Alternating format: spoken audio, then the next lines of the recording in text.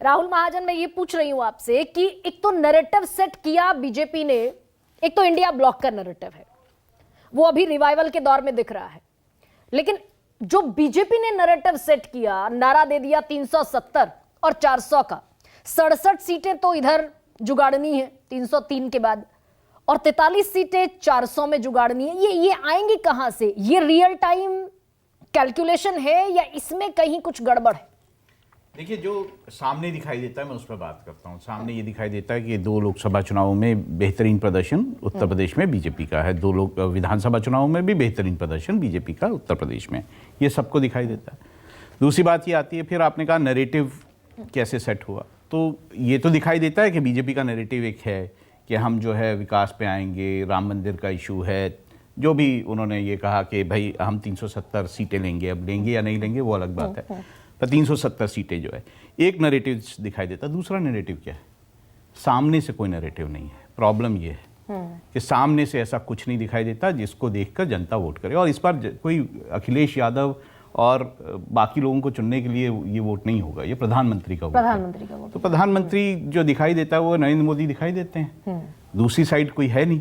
कौन है? आपने तय नहीं किया कि कौन प्रधानमंत्री नहीं, लेकिन बार बार फिर विपक्ष कौन तय किया? 1977 का भी तो एग्जाम्पल देता है। बिल्कुल ठीक बात कि 77 में चुनाव हुआ, कोई चेहरा नहीं था। ऐसा कुछ नहीं है, बिल्कुल ठीक है। अगर मैं इसको उलट कर दूं, 2004 में शाइनिंग इंडिया शाइनिंग, देखिए 2004 में जब चुनाव हो रहा था तो साफ था कि सोनिया गांधी बनेगी, ठीक है, ये किसी को डाउट नहीं था कि सोनिया गांधी प्रधानमंत्री बनेगी। ये अब उनके परिवार का फैसला था बने या ना बने, ये वो बाद में, तो वो सोनिया गांधी के नाम पर, वो सोनिया गांधी के नाम पे था।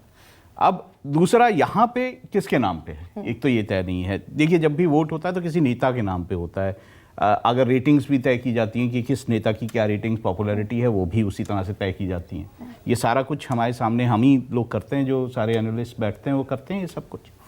दूसरा, अगर उत्तर प्रदेश की आप बात करेंगे तो कैसे लगता है कि कांग्रेस अचानक रिवाइव कर जाएगी। अब यही 17 सीटें ले लीजिए, उसमें मैं आपको बता दूं सहारनपुर, अमरोहा, देवरिया, सीतापुर, बुलंदशहर, इलाहाबाद, जो अब आप दूसरे नाम से जानते हैं, इन सारी सीटों को 1984 में जीता था। Absolutely, it's been a long time। हाँ, हम कल भी इसी पर बात कर रहे थे। 40 साल बाद आपको अचानक लगता है कि वो सीटें आप जीत जाओगे।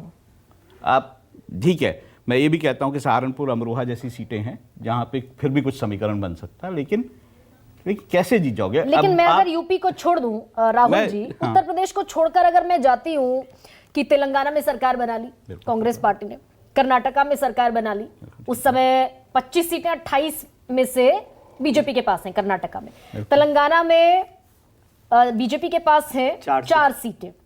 तो तेलंगाना से, कर्नाटका से, हिमाचल से, यहां से कुछ गेन होगा, और क्योंकि India block south southern states में भी है, तमिलनाडु में एक भी सीट नहीं बीजेपी की, आंध्रा में एक भी सीट नहीं बीजेपी की, केरला में एक भी सीट नहीं, पंजाब में भी स्थिति खराब है। ये स्टेट्स हैं जहां पे इंडिया ब्लॉक को कुछ गेन होने की संभावना, बिल्कुल संभावना है, क्यों नहीं होगा। देखिए, तेलंगाना में जिस तरह कांग्रेस ने चुनाव जीता है तो वहां पे गेन होने की संभावना है, बिल्कुल है। बीआरएस जो है वो गिरती हुई पार्टी दिखाई देती है। 3 में से कितना गेन? मैं ये देखिए, ये कहना बड़ा मुश्किल होगा कितनी सीटें जी। अब आप बोलेंगे बीजेपी ने पिछली बार 4 जीती थी तो उनका भी वहां पे जो है वोट शेयर बढ़ गया है, वोट शेयर बिल्कुल बढ़ा, तो वो विधायक भी बढ़े, देखिए वो भी बढ़ सकते हैं। अब अगर आप पश्चिम बंगाल की बात करेंगे तो मुझे लगता है ममता बनर्जी जो बड़ी स्ट्रांगली सामने आ रही थी वो बैकफुट पे हैं, वो कांग्रेस से फिर बात करने की कोशिश कर रही हैं कि कांग्रेस के साथ गठबंधन हो जाए।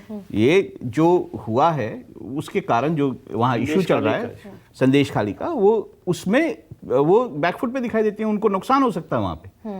अगर हम पहले के चुनावों को भी देखें, लोकसभा चुनावों को पश्चिम बंगाल में, तो बीजेपी ने बहुत ज्यादा अपना वोट शेयर बढ़ाया था वहाँ पे, और अचानक 2 सीटों से लेके 18 सीटें पहुंच 18 सीटों पर पहुंच गए। तो आपको लगता है कि वहां पर जो जोर लग रहा है वहां पे गेन नहीं होगा? ये कहना कर्नाटक में वो उतनी ही सीटें ले आएंगे बीजेपी वाले या एनडीए वाले, ऐसा संभव नहीं है।